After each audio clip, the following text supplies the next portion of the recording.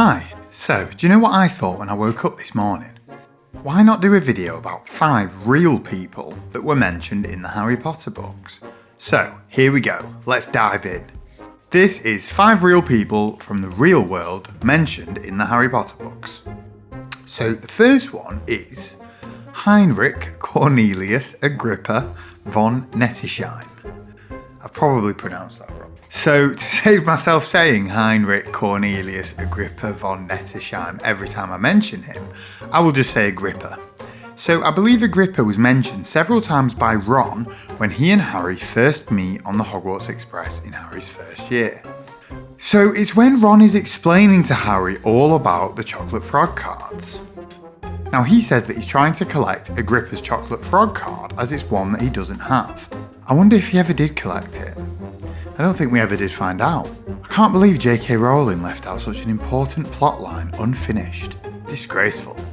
Anyway, I'm joking, but that's the only time that Agrippa's mentioned in the Harry Potter books. I don't think he's ever mentioned again. But I haven't actually explained who he was. So, Agrippa was a German dude who was born in Cologne in 1486. He was most famous for 3 books that he published in the 1530s about occult philosophy, where he wrote about how he thought certain symbols, herbs, and metals had genuine power and magic associated with them. He believed that you could charge up talismans and rings with magic that they had absorbed from the stars. This isn't in Harry Potter, by the way, this is like the real guy in real life. It's mad stuff. He also believed that you could summon spirits and contact angels using certain words, numbers, and geometric symbols. It's actually mad. He believed that the certain word said in the right place at the right time could bend reality or alter destiny. Did you ever watch that Doctor Who episode, The Shakespeare Code, where those witches tried to get Shakespeare to say these certain words in the Globe Theatre at a certain time to cast a spell? Yeah, it's like that. The craziest thing I read about Agrippa though was that he had a demon dog. I'm not even joking. He had a demon dog that followed him around everywhere. Apparently at the time, people thought that the dog was Agrippa's familiar.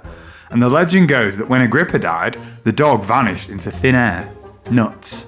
In 1519, he lost his job for defending a woman that was accused of witchcraft. It was a bit of a touchy subject at the time, as it was the time when thousands of women across Europe were being burned at the stake for being accused of witchcraft.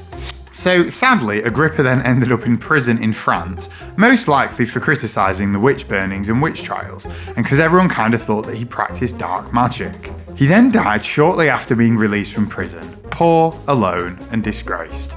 Long live Agrippa. Okay, the next real person in the Harry Potter books is Ptolemy.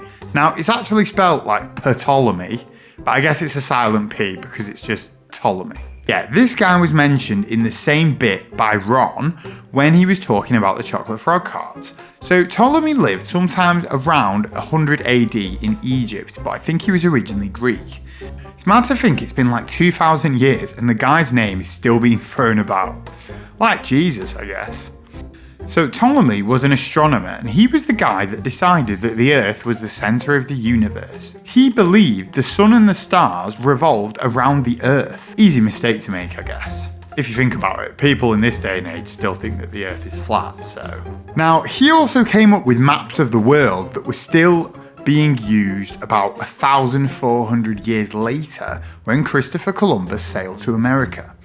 But, fun fact, his maps were like pretty badly wrong, so it actually had China and India as being like right next to Europe, which actually is why Christopher Columbus ended up in America thinking that he was in China. I'm not really sure why exactly Ptolemy was on a chocolate frog card, to be honest. He wasn't really much of a wizard, and he's definitely got nothing on Hinrich Cornelius Agrippa von Nettesheim. Anyway, moving on. Next up is Philippus Aurelius Theophrastus Bombastus von Hohenheim. Luckily, Philippus Aurelius Theophrastus Bombastus von Hohenheim goes by the name of Paracelsus, so I'll be using his nickname, thank you very much. So Paracelsus is mentioned again in the same bit by Ron on the train to Hogwarts when Harry has been first introduced to the chocolate frog cards. Harry gets Paracelsus on a chocolate frog card. Now, I'm not 100% sure, but I think the only other time Paracelsus is mentioned in these books is during Harry's 5th year, when Harry is strolling down a corridor. Nearly Headless Nick warns Harry that Peeves is planning a trick on the next person to walk past the sculpture of Paracelsus, which involves the sculpture falling on top of the person's head. Good old Peeves. So, the real guy, Paracelsus, was a Swiss alchemist who lived in the 1500s. He was a bit of a wacky guy, to be honest, like proper Harry Potter stuff. Apparently, he used to carry around a sword and claimed that it had magic powers, and he apparently tried to use that magic sword to heal people. I'm not even joking. Real guy. He also believed in gnomes, salamanders, and water spirits. Also, fun fact, him and Agrippa were alive at the same time, so there's a good chance that they used to know each other and used to hang out.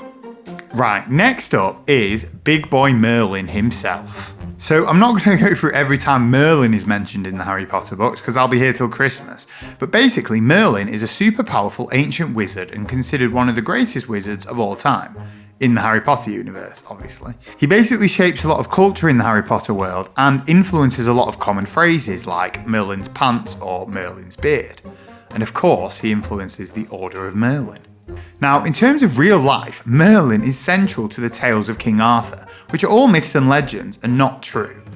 But Merlin himself is said to be inspired by Merlin Ult. Sorry, that's such a mouthful. Apparently it's pronounced Merlin Ult. So, apparently, this guy was a Welsh bard that lived in the 6th century, and apparently he went mad after he fought in a battle. He spent the rest of his days living in a forest, talking to animals and having visions. This is kind of a myth, by the way, but he might have been real, who knows. Let's just pretend he was real.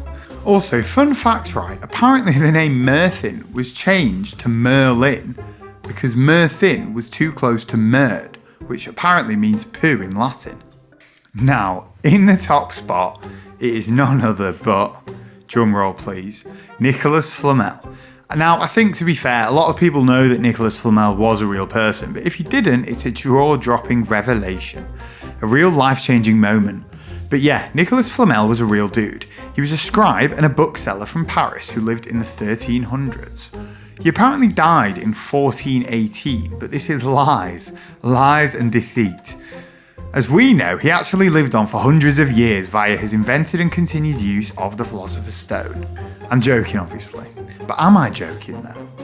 As in, I'm not saying there's any evidence he actually did create the Philosopher's Stone, but people did genuinely believe that he did. About 200 years after he died, all these rumours came around about him having created a Philosopher's Stone and that he'd been using it to stay alive. Apparently his tomb in Paris was empty, and that he was also really rich because he'd apparently been using the stone to turn lead into gold. Mad stuff. People genuinely believed this for hundreds of years. Also, like, a lot of legit scientists believed and researched the Philosopher's Stone. Isaac Newton, one of the most famous names in science in all of history, apparently actually spent a lot of time researching how to create the Philosopher's Stone, and did research into a lot of Flamel's rumoured works, and also the work of none other than our boy Paracelsus. Throwback Thursdays. Isn't that wild though? Like, apparently people opened Nicholas Flamel's tomb hundreds of years after his death, and it was genuinely empty. Nicholas Flamel's wife, Perenelle, is also mentioned in Harry Potter, and she was also his actual wife in real life, and supposedly just as involved in alchemy as he was. So, there we go, that was 5 real people mentioned in the Harry Potter books. I suppose 6 if we count Perenelle Flamel. The Merlin one is a bit hazy and mythical to be fair, but the others were all 100% real. If you enjoyed this video, drop it a like and subscribe to the channel for more.